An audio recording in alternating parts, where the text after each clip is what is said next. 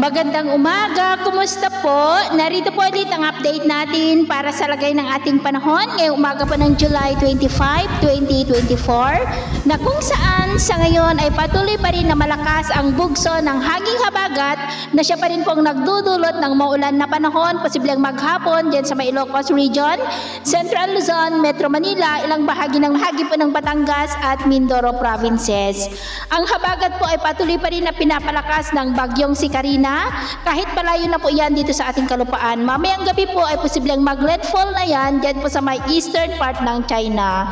Pero kahit na palayo na ito ay patuloy pa rin itong hahatakin ang habagat na patuloy pa rin na magpapaulan sa Ilocos Region at Central Luzon hanggang po sa Linggo at may nagbabanta pa na mabuo na magpapatuloy na magpapalakas ng habagat hanggang pa po sa susunod na Linggo. At sa ating long range forecast, posible pa rin ang pamumuo ng mga sama ng panahon sa paligid ng ating bansa at ang development ng mga ito ang ating babantayan kung matutuloy po ang mga yan o hindi. At sa lagay po ng ating panahon ngayong madaling araw dahil sa habagat ay may mga pag-uulan dyan sa may extreme northern Luzon, northern part ng Cagayan, Ilocos Region, Cordillera, Central Luzon, Metro Manila, Batangas, Mindoro Provinces, Iloilo at may mga isolated rains rin dyan po sa may Surigao del Norte at Davao Oriental. At mamaya ay sisikat ang araw sa malaking bahagi ng bansa lalo na po sa Visayas at Mindanao.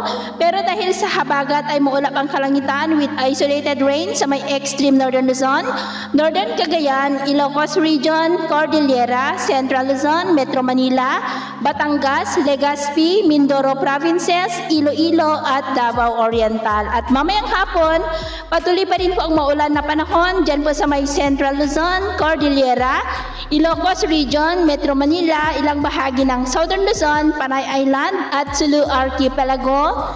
Kaya mag-ingat pa rin po tayo sa mga banta pa rin ng mga pagbaha at pagguho ng lupa.